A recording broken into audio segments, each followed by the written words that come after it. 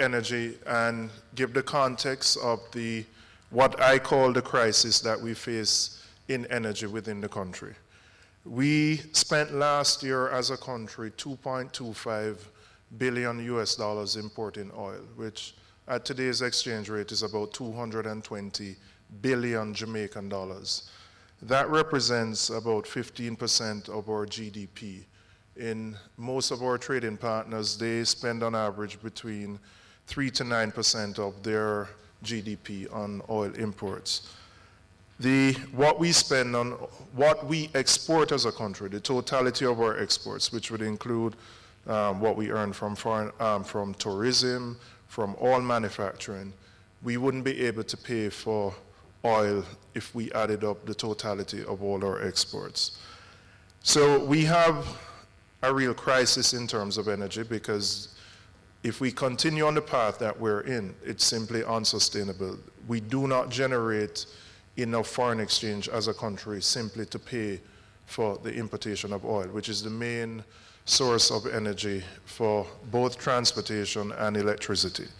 So the first thing is that we have an incentive, well, more than an incentive, we have to do something given the state of our economy and the extent to which so much of our resources are diverted into oil and energy consumption versus many other things.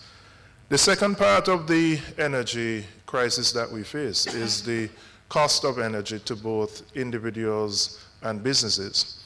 And just to give you an example of one of our major trading partners, we pay on average US 42 cents per kilowatt hour in Jamaica for energy.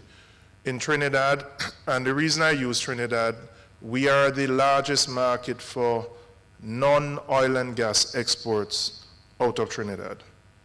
So when you go into the supermarket and you see all those snacks and all those other goods, Jamaica is the largest market for exports out of Trinidad except oil and gas. And there's a correlation to energy. So we pay 42 cents per kilowatt hour. In Trinidad, they pay 5 cents. Whether they subsidize it or not, we can have a debate about that.